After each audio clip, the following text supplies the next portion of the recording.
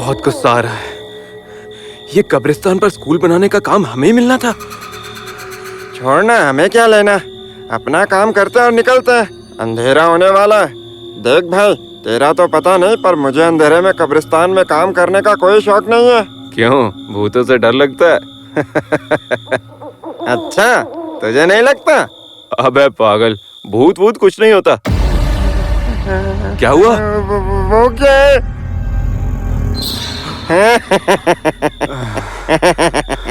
बेवकूफ।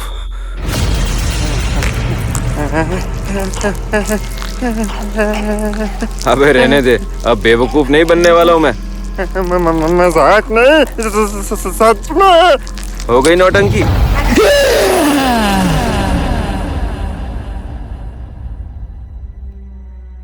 और इस तरह इस प्रक्रिया में लाइट एनर्जी का इस्तेमाल किया गया वाटर, कार्बन डाइऑक्साइड और मिनरल से ऑक्सीजन और एनर्जी रिच कंपाउंड्स बनाने के लिए। दोपहर का वक्त था। रोज की तरह मैं स्कूल में पढ़ रही थी, पर उसके बाद जो हुआ वो आम दिनों जैसा बिल्कुल नहीं था। विज्ञान की भाषा में उसे कहते हैं पैरानॉर्मल। आइको, हाँ? क्या है ये? क्लास से बाहर निकलो और प्रिंसिपल को जाकर दिखाओ कि तुम क्लास में ये सब करती हो। मैम, जाओ। मुझे आज तक समझ नहीं आया कि मैं उस लड़की की तस्वीर क्यों बना रही थी। वो बस खुद ब खुद बन रही थी। कौन है वो लड़की, मैंने सोचा। और वो इस तरह बाथरूम के बाहर क्यों खड़ी है? मुझे हमेशा कुछ नया जानने की चाह रहती है। तभी तो कहते हैं ना, जिज्ञासु बिल्ली हमेशा मारी जाती है। मैंने भी अपनी गलतियों से सीखा है। मैं उस लड़की के पीछे गई, भूल गई कि मुझे प्रिंसिपल से मिलने जाना था। अरे वो कहाँ चली गई? हेलो, कौन है वहाँ? Hello, hello.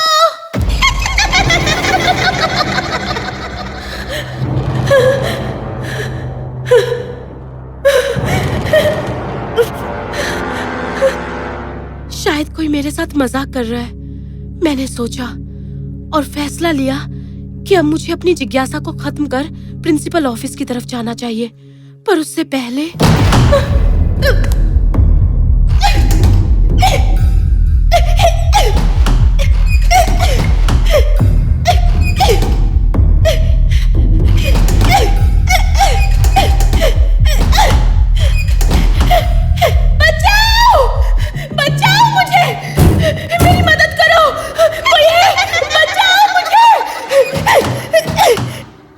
अंदर से जैसे जकड़ लिया था।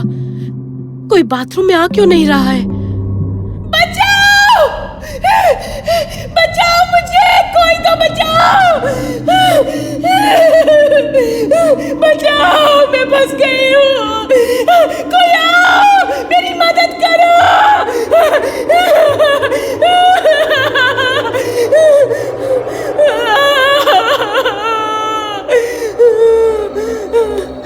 पर ना किसी ने मेरी आवाज सुनी और ना ही कोई बाथरूम में आया। मैं चीखी, चिल्लाई और फिर बेहोश हो गई। शायद भूख से, थकान से या डर से या फिर इन सब से।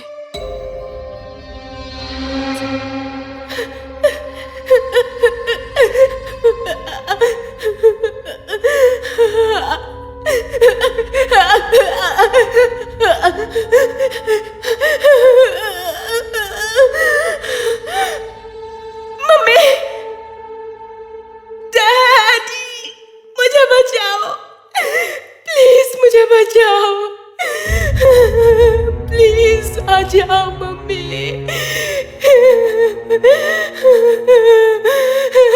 डैडी।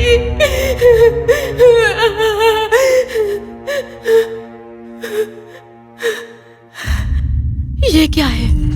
कोई है क्या? मैंने सोचा, क्या वो लड़की अब भी यही है जिसके पीछे पीछे मैं बाथरूम तक गई थी? हेलो! मैं रुकी, पर कोई जवाब नहीं मिला। हेलो! हेलो! बस बहुत हो गया ये पागलपन। मैंने खुद को समझाया और सोचा मैं खुद जाकर देखूंगी।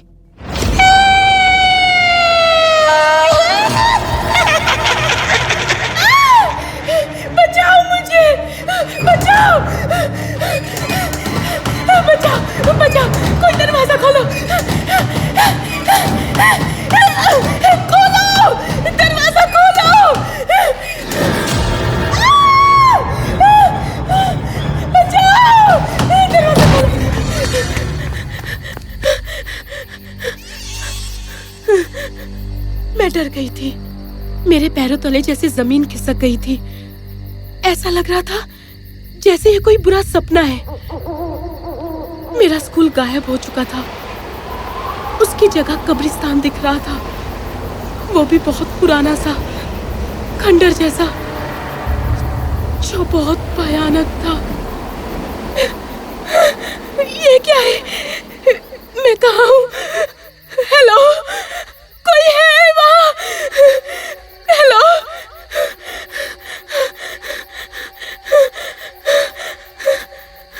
एकदम सन्नाटा, कोई आवाज नहीं, बस सनसनाती हवा की गूंज, मानो वो मुझे अपने अंदर निकल जाएगी।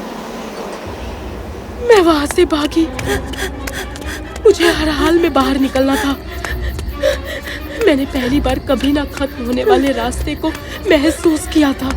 मैं भाग रही थी, तेज और तेज, पर वो रास्ता जैसे बढ़ता ही जा रहा था।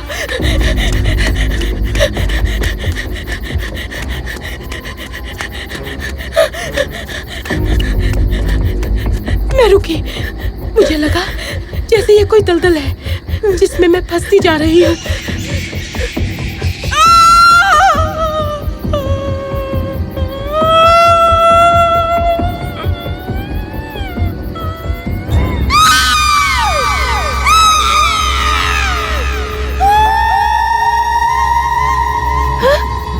कौन है वहाँ? देखो प्लीज, मजाक मत करो।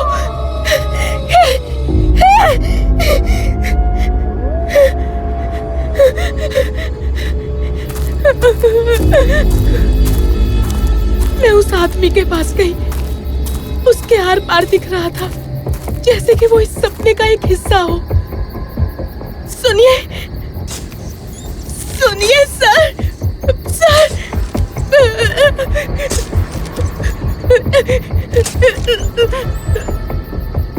पर उसने मेरी तरफ देखा तक नहीं।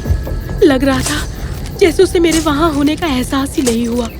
मैं थोड़ा आगे बढ़ी और मैंने कब्र को देखा। धड़कन जैसे रुक सी गई। ये वही बाथरूम वाली लड़की थी, बस यहाँ थोड़ी मासूम लग रही थी।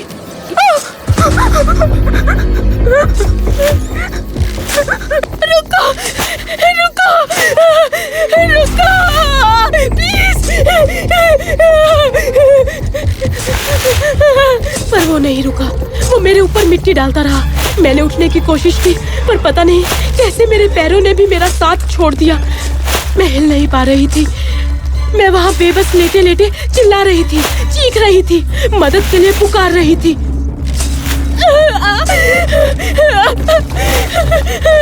प्लीज रुको, प्लीज रुक जाओ। मम्मी, डैडी, प्लीज रुक जाओ।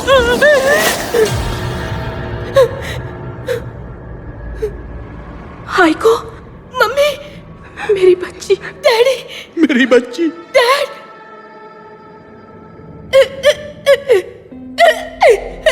Mummy, daddy, mummy, mummy.